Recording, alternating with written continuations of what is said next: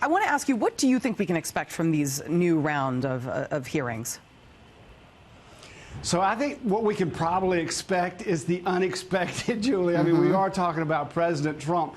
I think that the Democrats are going to continue to try to hammer this whole Ukraine quid pro quo business. And I think that you'll see Jim Jordan and his crew really dismantle in a fundamental, effective way the prosecutors or the Democrats' case like he did, like Jim Jordan did the past few weeks. And so Politico is reporting that the White House thinks that they're winning and that the battle politically, you know, is a win-win for them. And so that is why they believe they don't need anyone to show up.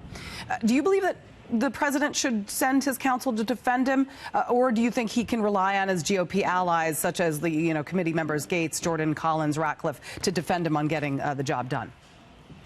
So I think it's a great question. I think generally they're going to debate the issue about whether anybody should show up. Look, from their standpoint, Julie, it's an illegitimate process. They've been denied due process. Yeah. So why participate even at all? However, if I'm advising Trump, I would ask him to consider sending over a White House counsel, someone who can participate, at least to sit there and argue, hey, or read a statement from the president saying, this is ridiculous, this is a waste of time, I'm up in New York dealing with NATO and NATO allies while you guys are in Washington wasting American taxpayer money.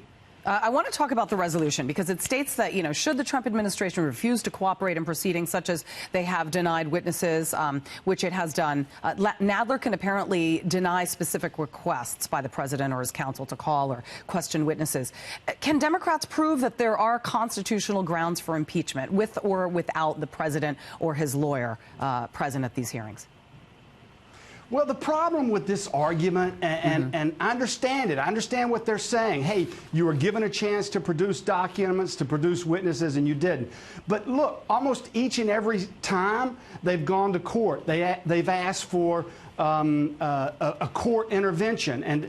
And from their standpoint, McGahn, for example, shouldn't have to testify. The lawyer for the President of the United States, there should be privileges associated with that, and he shouldn't have to testify.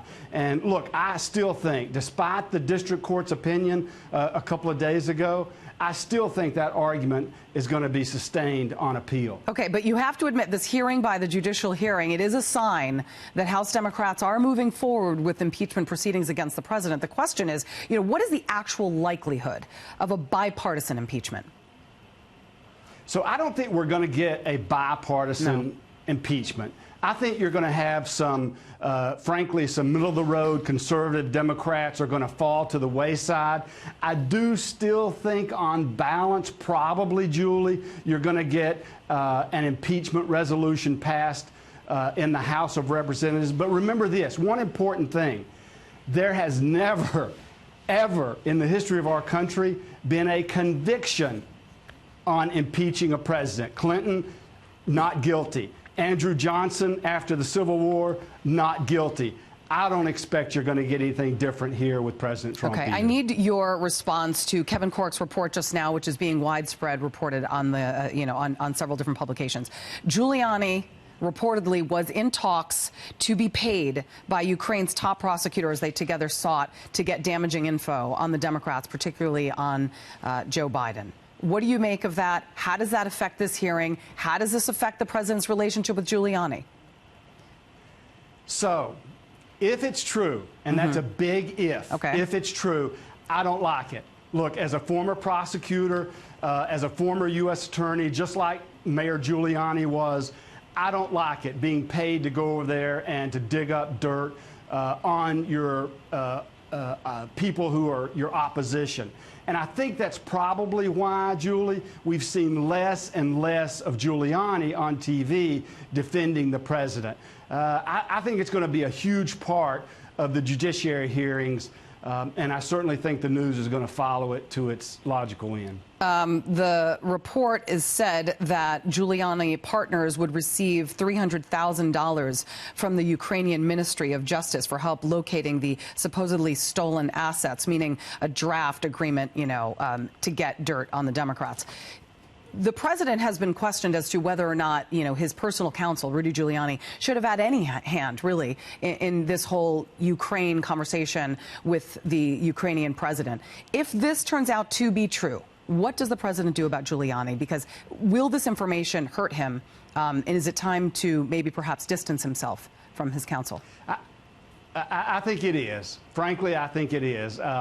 If it's true, again, if, right, you wonder how much help the mayor is going to be in terms of effectively advocating on behalf of the president. And instead, he's answering questions about his own agreement, his own conduct, his own conversations.